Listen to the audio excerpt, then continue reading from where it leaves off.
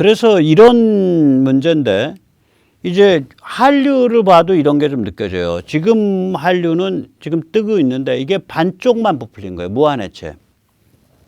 이 조금 이따 다시 말씀드리겠지만 현대 문명에 두 가지 게 있어요. 하나는 인간한테 가치를 지향하고 가치를 탐색하는 모심, 가치 지향, 의미 지향을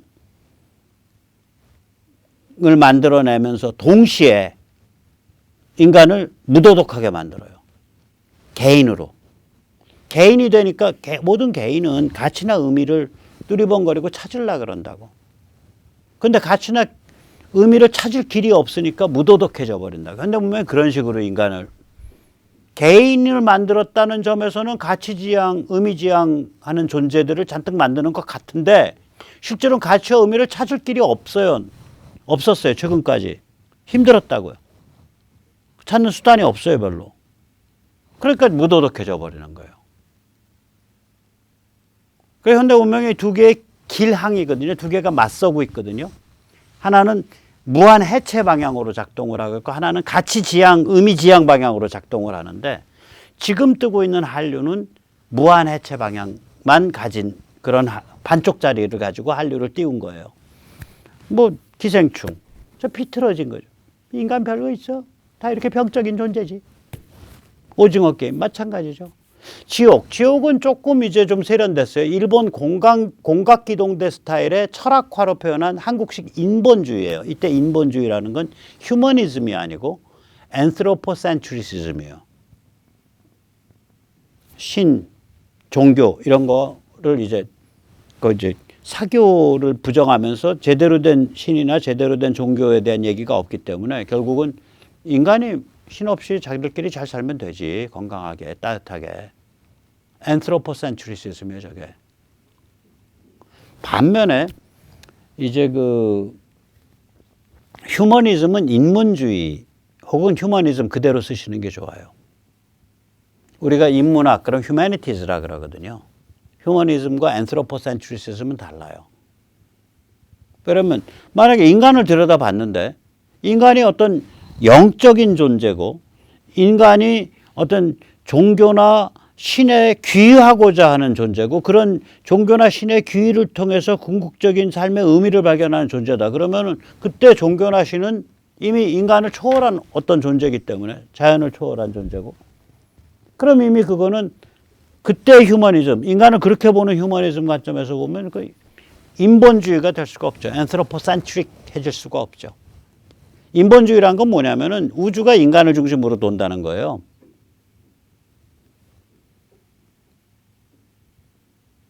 그래서 지동설이 지오센트릭인가 그러죠. 지구를 중심으로 우주가 돈다. 천동설은 뭐냐면 태양을 중심으로 태양계가 돈다. 그래서 헬리오센트릭이라 그러죠. 저 센트릭이 그런 뜻이에요. 중심이 돼서 나머지가 그걸 통해서 순환한다. 운행된다예요. 인간을 중심으로 우주가 운행되고 있다. 이게 인본주의. 전 그 도른 사고 방식이라고 봐요.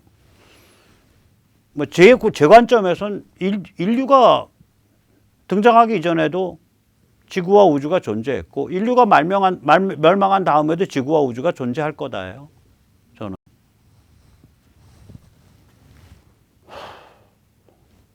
자, 그래서 한류는 아직 아까 말씀드렸죠. 하나는 가치지향, 의미지향이고 하나는 무한해체의 방향. 이 두 개의 흐름이 우리가 살아가는 이 문명 속에 같이 있는데 지금 한류는 이 중에 하나, 이 무한해체만 가지고 만들어낸 거예요.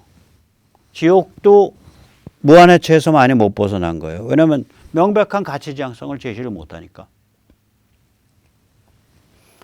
참고로 가치지향성, 의미지향성을 가지면 되냐? 그것만으로 충분하냐?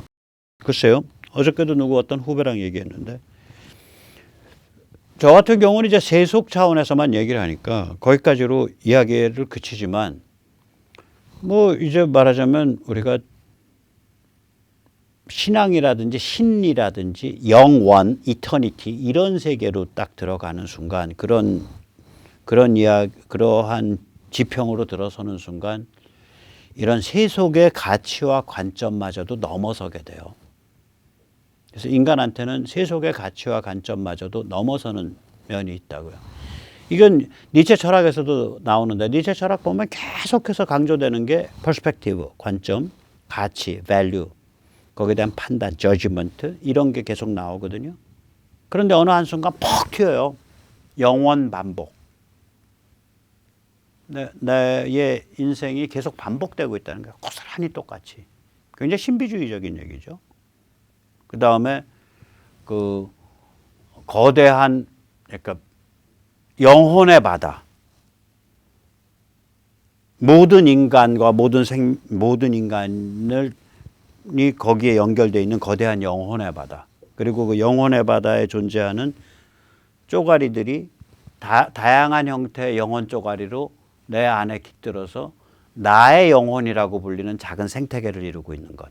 이런 얘기를 한단 말이에요. 이거는 앞에서 얘기한 가치나 관점과는 관계가 없는 굉장히 영적인 얘기예요. 맞던 틀리던 간에. 그래서 이 부분은 굉장히 어렵다고요. 그건 체험을 통해서 공감을 하고 또 체험을 통해서 그거 아니야라고 부정하는 그런 영역이죠.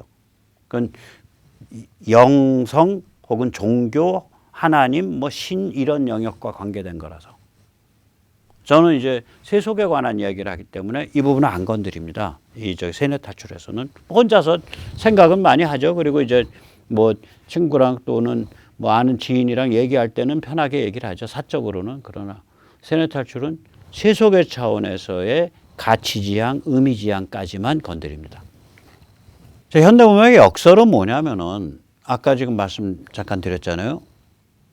개인은 뭐냐? 천성이 가치와 의미를 지향하는 존재예요. 자, 보세요. 제가 부족의 일원이야. 저의 머리끝서부터 발끝까지. 저의 모든 관념과 느낌은 전부 부족 중심이야. 그럼 제가 따로 가치와 의미를 두리번거리거나 지향해야 될 이유가 없어요. 그냥 녹아져 있다고. 개인으로 성립을 안 한 상태야, 아예. 개인을 만들었다는 얘기는 가치와 의미를 지향하는 존재를 만들었다는 얘기야. 그래 놓고 나서 그 지향성을 깨버리는 거예요, 다시. 그 지향이 성립하지 못하도록 가로막아요. 현대문명이 그래왔어요, 250년을. 인간을 개인으로 만들면서 미디어 파워가 독점돼 있단 말이에요. 미디어 파워가 독점돼 있는 상태에서는 이 개인이 가치와 의미를 지향할 수가 없는 거예요. 진실의 최종적 판단자 그리고 진실의 전파자가 조선일보, KBS, MBC, SBS, 동아일보, 중앙일보인 상태에서 제가 개인이 중불나게 뭐하러 가치를 찾고 의미를 지향할 필요가 뭐가 있어요. 조선일보가 저 박근혜 저렇게 그림 그려놓고 박근혜 대통령 저기에다가 딱 보세요. 최순실과 공범 헌정 첫 피의자 대통령 이렇게 일면톱으로 딱 선언을 해놓고 너는 이거가 정답이니까 이거를 네 머릿속에 쳐박아놓고 여기에 따라서 처신하고 살아 라고 조선일보가 저의 정신에 대해서 오한말을 가지고 꽝꽝 때려서 저의 정신에 대해서 규정을 해버리면 그리고 다른 어떤 대안을 판단할 기회가 제가 없으면 그래서 그렇게 규정당해버리면 저는 개인이 아닌 거예요. 저 나름대로의 가치지향, 의미지향을 하는 존재가 아니문이다. 이 상태가 되는 거죠. 그러니까 미디어 파워가 독점돼 있다는 건 제가 전번에도 말씀드렸잖아요. 우리가 그 한국의 1%가 말이야. 재산의 15%를 갖고 있어. 굉장히 불평등한 사회야. 이렇게 말을 하는 경우가 많아요. 근데 만약에 한국에 한 400명, 뭐 0.001%쯤 되겠죠. 0.001%구나. 그 400명이 미디어 파워 100%를 갖고 있어. 조선일보나 동아일보나 중앙일보나 그 다음에 이제 지상파 뭐 어쩌고 저쩌고 이렇게 해서 다 휘두르는 사람 보니까 어느 한순간에 한 400~500명이야. 이 사람들이 다 쥐락펴락하고 있어. 이거는 재산보다 더 치명적인 거예요. 이런 상태였었어요. 불과 한 10여 년 전까지. 미디어 환경이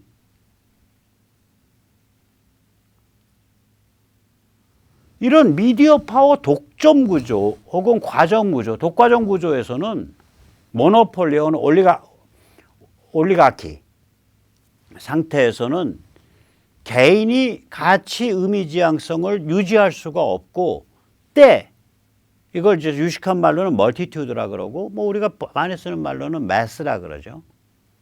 크라우드라 그러든지 때로 주저앉을 수밖에 없다고요. 그러니까 때가 돼갖고 이리 쏠렸다 저리 쏠렸다 이러고 다니니까 여기서 20세기에 두 번의 세계대전이 일어나고 공산 전체주의 등장하고 극우 전쟁광 전체주의, 나치, 일제 이게 등장하는 거죠.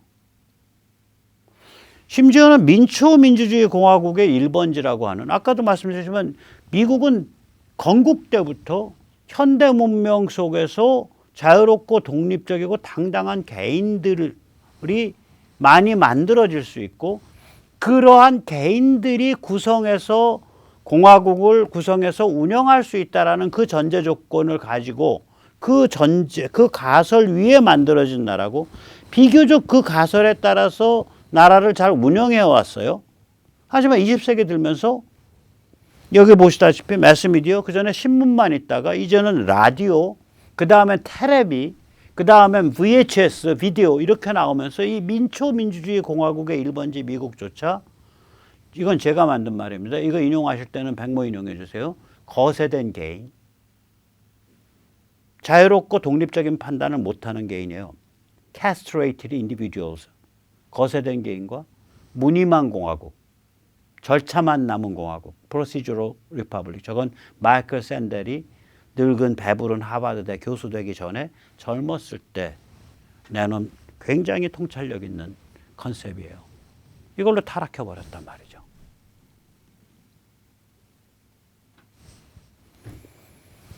그런 거죠, 뭐. 그래서 우리가 이제 한류 얘기를 좀 더 하면은 어떤 아까도 말씀드렸지만 진정한 21세기의 미학은 우리가 이제 조금 이따 다시 말씀드리겠지만 이 자유롭고 독립적이고 당당한 개인이 다시 되살아나는 부활되는 그 프로세스를 보고 있어요. 우리가 이게 가능해진 거예요. 그러니까 이 자유롭고 독립적이고 당당한 개인들은 당연히 가치를 찾고 가치를 모시고자 하고 의미를 찾고 의미를 모시고자 한단 말이에요. 모시고자 한다고. 자기의 모신다라는 뜻은 자기의 좌우명으로 삼아서 자기의 생명과 커리어를 거기에 걸을 수 있다고요. 인간이 그런 동물이에요. 안 믿어지시죠? 그런 사람 앞으로 많이 나옵니다. 많이 나옵니다. 그래서 이 가치를 찾고 가치를 모시고자 하는 그 흐름과 무한해체와 두 개가 대충돌을 하게 돼요. 갈등을 하게 돼요. 지금 미국이 그걸 보고 있는 거 우리가. 그 충돌, 이게 얼마나 위대한 충돌이에요. 얼마나 위대한 정신의 전쟁이에요. 이거를 그려내는 게 진정한 미학이죠. 예를 들어서 살다가 가치 지향, 가치 모심을 모르고 그냥 때로 사는 거예요. 때로 살다가 어떤 인생의 계기가 있어서 자기 스스로 찾아보고 자기 스스로 진실을 알아보기 시작하고 그러면서 가치를 모시고 가치를 지향하게 되는 그때 이 가치가 개인, 자유, 진실 존중, 시장, 민주주의, 신앙과 종교에 대한 존중 이런 거를 익혀나가게 되는 그런 과정. 이게 아름다운 거죠. 그게 진정한 미학이죠. 앞으로 한류가 저런 걸 그릴 날이 오겠죠. 이게 왜 이렇게 됐냐면 개인 소통, 개인 관점 지평이 왔잖아요. 우리가 제가 말씀드린 이게 상징과 소통의 속도, 범위, 진정성을 급증시킨 거예요. 여기서 내가 찍은 사진 한 장, 제가 페이스북이나 카톡에 올리는 글 한 줄이 조선일보 그날 하루 종일 조선일보가 써갈겨 놓은 걸 그 한 날 하루 종일 KBS, MBC, SBS가 시부리고 있는 이야기보다 훨씬 더 진정성 있고 훨씬 더 가슴에 다가갈 수 있는 거 아니에요. 요새 그런 세상이 된 거 아니에요. 또 그것이 순식간에 수만 명, 수십만 명한테 퍼질 수 있잖아요. 속도와 범위. 이게 이제 그렇게 됐단 말이에요. 그런데 인간이요. 상징과 소통의 동물이에요. 저는 이걸 보면 호모 루덴스의 코뮤니칸도라고 제가 이름을 다른 거예요. 호모 루덴스는 원래 있는 얘기입니다. 호이징어가 호모 루덴스를 얘기한 거예요. 그리고 코뮤니칸도, 소통. 저걸 호모 루덴스의 호모 코뮤니쿠스. 호모 코뮤니쿠스는 라틴어에 없습니다. 소통하는 인간 그러면 노는 인간, 놀이하는 인간 그러면 호모 루덴스고요. 소통하는 인간 그러면 호모 코뮤니칸도가 될 거예요. 코뮤니칸도. 그러니까 호모 루덴스의 코뮤니칸도예요. 상징과 소통하는, 그러니까 놀이하고 소통하는 인간. 근데 왜 놀이를 왜 네가 그걸 상징이라고 왜 바꿨어? 저거요. 호이징어 책을 읽어보면 알아요. 호이징어 책은 뭐냐면 딱 이거예요. 인간 논다 이거야. 근데 놀이야? 아무거나 하고 딴 놀이야? 아니에요. 호이징어가 말하는 그 루덴스. 그 놀이는 놀잇감이 뭐냐 이거야. 무슨 게임이냐. 상징 게임이다 이거예요. 예를 들어서 이런 거죠. 야, 이제 너희는 적군이고 말이야. 공산군이고 우리는 지금 여기 우리는 저기 유엔군이야. 이제 싸우는데 저게 백마고질 가지고 싸우는 거야. 너희가 몇 명, 우리가 몇 명. 그래서 정말 자기들이 공산군으로서 우리 인민을 해방하고 적화 통일을 달성해야 됩니다. 이러면서 이제 그쪽은 머리가 그렇게 돌아가면서 그 상태에 빠져서 싸우고 이쪽은 저 공산 적화하는 저 세력을 물리쳐야 된다고 믿고서 싸우고 우리가 게임을 하면 그렇게 되잖아요. 몰입해서 하잖아요. 그 상징 체계 바둑이라는 게임의 룰, 그 상징 체계거든요. 그게 현실이라고 몰입하잖아요. 뭐 돈도 마찬가지겠죠. 뭐 극단적으로 말하면 증권시장 저 일종의 상징 체계가 맞물려서 돌아가는 거죠. 상징이.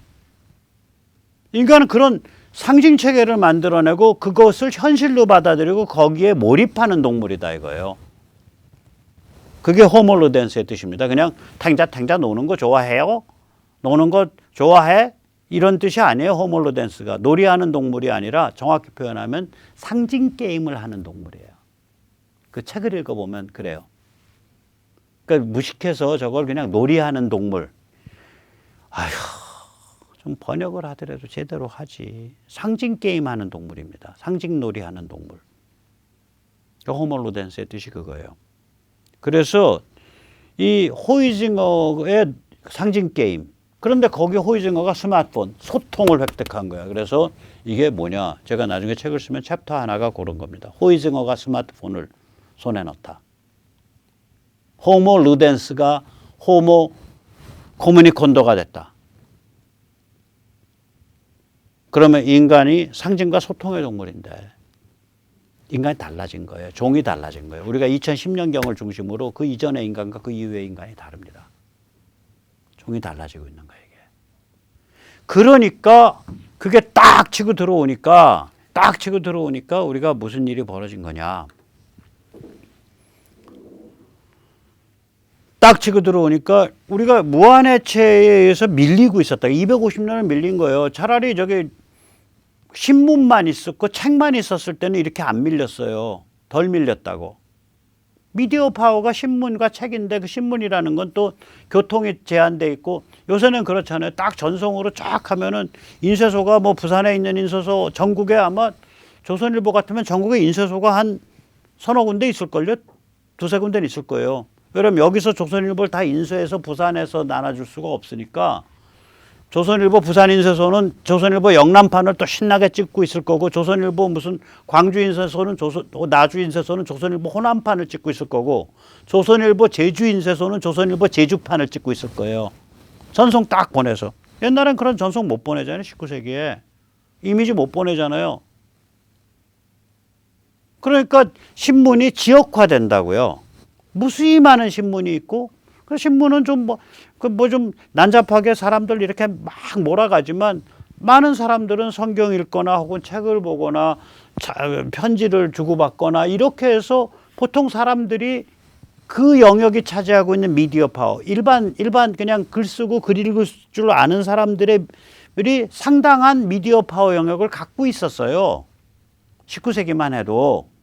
20세기 들어서면은 라디오 방송국 누구나 다 갔나? 아니잖아요. 텔레비 방송국 누구나 다 갔나? 아니잖아요. 지상파. 미국도 몇 개 없었잖아요. 한국 지금 지상파 3개밖에 없잖아요. EBS까지 하면 4개. 그러니까 이게 무슨 얘기냐. 미디어 파워가 굉장히 집중된 거예요. 20세기에. 그럼 미디어 파워가 이렇게 독점화되면 당연히 개인, 자유롭고 독립적 판단을 하는 개인이라는 건 존재하기가 어려워요. 그러니까 그냥 현대문명이 계속해서 그 파괴해 나가면서 무도덕한 이고 덩어리로 만들어진 매스들을 그냥 만들고 그 매스가 이리 쏠리고 저리 쏠리면서 세계 대전 일으키고 공산혁명 가고 극우 전체주의 가고 뭐 별거 다 하는 거죠 이게. 그랬던 거예요 이게. 이게 나왔단 말이에요 근데. 그러니까 이제는 개인이 제가 지금 세뇌 탈출이 보세요. 세뇌 탈출 1편, 2편 해갖고 뭐 예를 들어서 한 3만 명이 보는데 3만 명이 평균 뭐 중간에 뭐 재미없어. 그래서 끊어버렸어. 그래서 평균 한 15분씩 본다고 쳐요. 그러면 제가 하루에 45만 분을 보시고 계시는 거예요. 제 거를. 45만 분. 조선일보 사설이요. 그거 하나 쪼르륵 읽는데 2분이면 읽거든요. 그 원고지 한 대여섯 배밖에 안 되니까 2, 3분. 오케이. 그 몇 명이 읽어? 사설 하나? 1000명 읽어요, 그거. 2000분이에요. 그럼 조선일보 사설 하나 대비 백모 세뇌 탈출이 200배 힘을 갖는 거예요. 200배. 거기에 쏟아진 사람들의 시간을 계산하면. 조선일보 사설 1000명도 안 읽습니다, 요새. 제가 그쪽 분야에서 일하는 사람들한테 얘기 들어보니까 그렇더라고요. 우리가 예를 들어 백모 같은 사람들이 뭐 지금 많이 있잖아요, 이쪽에. 한 열댓 명 모이면 뭐 웬만한 미디어 파워보다 넘어서는 거예요, 이게. 어떤 면에서. 물론 쟤들도 있지. 쟤들 더 세죠. 유튜브에서도. 자, 그래서 이제 이렇게 되니까 이제 개인 소통, 개인 관점 지평에서는 우리가 이 자유롭고 독립적인 개인들이 다시 부활해서 살아나고 그게 부활해서 살아난다는 얘기는 공화국이 만들어질 수 있다는 얘기가 돼요. 그리고 가치지향, 가치 모심이 꽃을 필 수 있고. 그래서 자유공화국과 가치 모심이 이길 수밖에 없는 이유가 전 3가지 있다고 봅니다. 우선 첫째, 현대문명의 지도국가인 미국에서 이겨요. 지금 이기고 있고요. 이겨가고 있고요. 무지막지한 전통과 저력을 갖고 있네요, 역시. 그 다음에 이제 한국에서 전 이긴다고 봅니다. 그리고 이제 내년 대선부터 이기고, 지자체 교육감 선거 석권하고, 그리고 국민의힘 평당원 네트워크 같은 걸로 해서 국민의힘을 완전히 밑에서부터 바꿔내야 되고 뭐 이런 것들이 줄줄이 이어지면서 북한의 급변 사태 생기고 자유조선의 건국이 되도록 우리가 리드해주고 옆에서 도와주고 뭐 그런 거. 이게 이제 한국인데 한국이라는 데가 이게 현대문명 최고의 고속 성공 모델 케이스예요. 제가 전에도 말씀드렸지만 한국은 뭐 아무리 짧게 잡아도 예를 들어서 스탈린 그러니까 국제공산주의가 군사침공을 통해서 공산체제를 확장하려는 모델, 그게 6.25였거든요. 그거 막아냈다고요. 그 다음에는 군사침공을 통해서 공산주의를 확장하려는 모델을 아무도 시도를 안 하게 됐어요. 저쪽 애들이. 막무가내 군사침공으로 공산주의 퍼뜨리겠다는 시도 안 했어요. 6.25 진 다음에. 그거 막아냈어요. 그 다음에 우리가 수출 경제를 통해서 고속 성장하는 거 증명해냈죠. 그래서 많은 후진국들한테 이렇게 하면은, 그러니까 그때는 이제 관세 및 관세 및 무역에 관한 일반 협정 가트에 들어있는 그 많은 그러니까 자유세계 시장 세계 시장 경제 체제에 그거랑 관계하는 많은 후진국들한테 경제 개발 모델을 제시를 했다고요. 그다음에 우리가 이 경제 개발 모델이 방아쇠가 돼 가지고 중국이 그 핵으로 무장한 주계 장막에서 개혁 개방의 길로 나오도록 일단 끌어내는데 성공을 한 거 아니에요? 그러니까 지금 시진핑이 다시 거기로 돌아가겠다고 뭐 난리 부르스를 땡기고 있지만 그거 쉽게 되겠어요? 그 다음에 그게 계기가 돼서 베트남이 개혁 개방으로 돌아갔고 중국과 베트남 케이스, 한국 케이스의 원형인 한국 케이스를 보고 동구가 해체됐고 소련이 해체됐고요. 그 트리거가 한국이에요. 방아쇠 땡긴 게. 그 기폭제가. 네 번째가 한국이 뭐 일단 절차에 있어서의 자유민주주의는 뭐 세계 최고 수준으로 만들어냈죠. 그런데 거기에 들어있는 이게 좀 이상해갖고 지금 많이 망가져 있지만 뭐 이런 한 서너 가지를 한국이 주도를 했단 말이에요. 여기가 앞으로 이제 중국을 순치하는 이게 고삐라고요. 한반도가 잘 안정화돼서 번영을 하면 북한 지역까지 이 자유민주주의와 세계시장 원리에 따라서 자유조선이 들어서서 발전하고 그게 대한민국과 같이 Free Korea Confederation FKC 그러니까 자유코리아 국가연합을 만들게 되면 중국인 14억 명에 대해서 어마무시한 심리적 폭탄, 심리적 충격을 던지는 게 되죠. 그때 이제 중국 사람들이 이렇게 느끼겠죠. 지금 중국 헌법은 이렇게 쓰였거든요. 중국 공산당에 의해서 중국인이 이 정도까지 발전했다. 그러니까 중국 헌법 전문의 핵심 컨셉이에요. 근데 이제 이 프리 코리아 컨페더레이션, 자유조선 이런 걸 보면서 중국인 14억 명이 쟤들 옛날 우리보다 훨씬 못하던 애들인데 조선 말로 돌아가 보면 한국과 중국은 비교가 안 되죠. 공산당 때문에 우리가 이 모양 됐구나. 이렇게 되는 거죠. 엄청난 심리적 충격이에요, 그거. 그래서 제가 한국이 이게 운명적 국가라는 거예요. 이 과정을 겪어가면서 그 한류는 지금 우리 무슨 오징어 게임이나 그 기생충에서 보는 무한해체를 띄우는 반쪽짜리가 아니고 무한해체와 가치 모심이 전쟁을 벌이는 무한해체와 자유공화가 전쟁을 벌이는 거대 전쟁 서사시 반지와 지형 같은 그런 거대 전쟁 서사시로 거듭날 겁니다. J.R.R. 톨킨의 한국 버전인 사람들이 많이 나올 거예요. 앞으로. 아마 저보다 한 20년, 30년, 40년, 뭐 10년 이런 아래 젊은이들 중에 한국판 J.R.R. 톨킨이 50명, 100명 나오는 날이 분명히 올 겁니다. 톨킨이 반지의 제왕 저자죠. 그리고 이제 그 판타지의 축을 세운 사람이고요. 저 반지의 제왕의 핵심 주제는 뭐냐면 전체주의 비판입니다. 톨킨 자신이 그렇게 말했어요. 저 2차 세계대전 때 나오기 시작한 책이거든요. 톨킨이 뭐라고 말을 했냐면 나는 권력의 강화 그 자체를 목적으로 삼는 권력을 무한히 강화시키는 것 자체를 목적으로 삼는 국가체제에 대한 비판을 하기 위해서 이 책을 썼다. 그렇게 말을 했어요. 자, 말리길도 한 걸음부터죠. 먼저 무결선거 네트워크 선거 참관 감시를 위해서 우리가 모이고 무선.kr 그 다음에 교육과목 단일화를 위한 온라인 시민 경선단을 위해서 우리가 또 모이고 마이처스.kr 그리고 이제 그렇게 3, 4, 5 모여서 국민의힘 평당원 네트워크 만들어서 국힘을 좀 많이 업그레이드 해야죠. 그러니까 견인하고 비판하고 또 잘하면 지지해주고 하면서 많이 업그레이드 시켜서 우리가 대한민국을 자유공화국으로 만들어 가야 됩니다. 진정한 의미.